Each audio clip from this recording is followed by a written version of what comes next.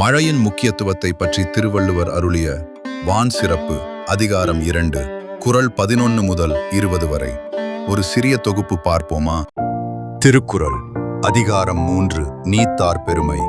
ஒரு சிறிய முன்னுரை பார்ப்போமா?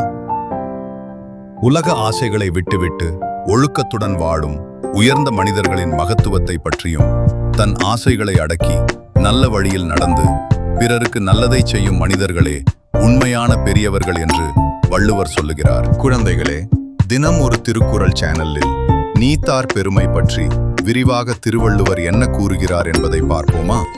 வள்ளுவர் வழியில் தினம் ஒரு திருக்குறள். வான் சிறப்பு. குறள் 11. வான் நின்று உலகம் வழங்கி வருதலால் தான் அமிழ்த்தம் என்றுணரற் பாற்று. எளிய விளக்கம். மழை பெய்வதால் தான் உலகம் இயங்குகிறது.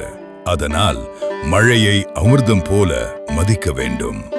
வள்ளுவர் வழியில் தினம் ஒரு திருக்குறள். வான் சிறப்பு. குறள் 12. துப்பார்க்கு துப்பாய துப்பாக்கி துப்பார்க்கு துப்பாய தூவும் மழை. எளிய விளக்கம். மழை உணவு உண்ணுபவர்களுக்கு உணவாகவும் உணவை உருவாக்குபவர்களுக்கு உதவியாகவும் இருக்கிறது. வள்ளுவர் வழியில் தினம் ஒரு திருக்குறள். வான் சிறப்பு. குறள் 13. விண்ணின்று பொய்ப்பின் விரிநீர்வியன் உலகத்து உள்நின்று உடற்றும் பசி. எளிய விளக்கம். மழை பெய்யவில்லை என்றால் உணவு உற்பத்தி பாதிக்கப்பட்டு கடலால் சூழப்பட்ட இந்த உலகமே பசியால் துன்பப்படும். வள்ளுவர் வழியில் தினம் ஒரு திருக்குறள். வான் சிறப்பு.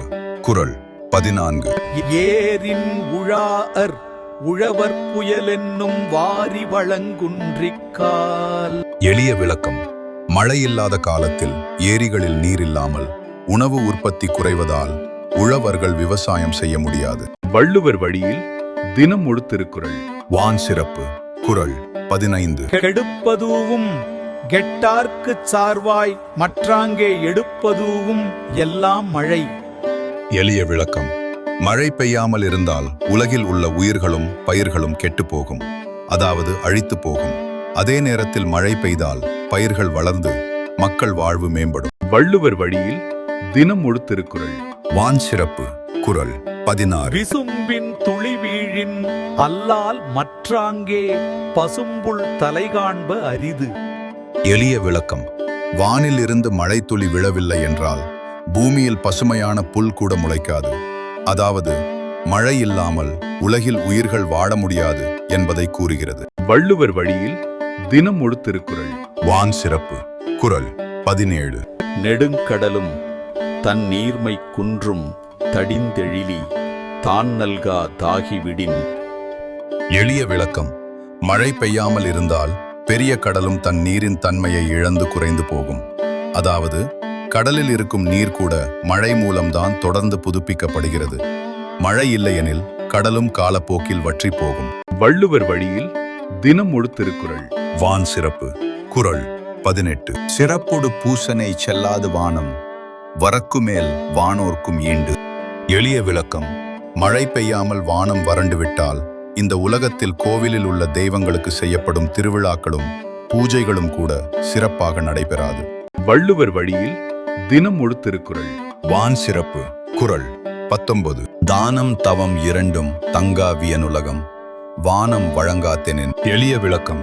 வானம் மழை பெய்யாமல் இருந்தால் இந்த பெரிய உலகத்தில் தானமும் உதவி செய்வதும் தவமும் ஆன்மீக ஒழுக்கமும் நிலைத்திருக்க முடியாது. அதாவது மழை இல்லையெனில் பயிர்கள் வளராது, எனவே உணவு கிடைக்காது, எனவே மக்கள் வாழ்வதே கஷ்டமாகிவிடும். அப்படி இருக்கும்போது மற்றவர்களுக்கு தானம் செய்வதும் தவம் செய்வதும் நடைபெறாது. வள்ளுவர் வழியில் தினம் ஒரு திருக்குறள். வான் சிறப்பு. குறள் 20. நீரின்று அமையாது உலகெனின் யார் யார்க்கும் வான் என்று அமையாது ஒழுக்கு. எளிய விளக்கம். இந்த உலகில் நீர் இல்லாமல் எந்த உயிரும் வாழ முடியாது. அதேபோல் மழை இல்லாமல் நீரும் கிடைக்காது. அதனால் மழை இல்லையெனில் மனிதர்கள் வாழ்க்கையை ஒழுங்காக நடத்தவும் முடியாது. குழந்தைகளே, இந்த தொகுப்பு உங்களுக்கு மிகவும் பயனுள்ளதாக இருக்கும் என்று நம்புகிறேன். இது போன்ற தினம் ஒரு திருக்குறள் தெரிந்து கொள்ள சப்ஸ்கிரைப் செய்யுங்கள். நன்றி. வான் சிறப்பு. முடிவுரை. திருக்குறள் 2ஆம் அதிகாரமான வான் சிறப்பு கூறுவது என்னவென்றால், திருவள்ளுவர் மழையின் மகத்துவத்தை மிகவும் தெளிவாக எடுத்துரைக்கிறார். மழை இல்லாமல் உலகத்தில் எந்த உயிர்களும் வாழ முடியாது.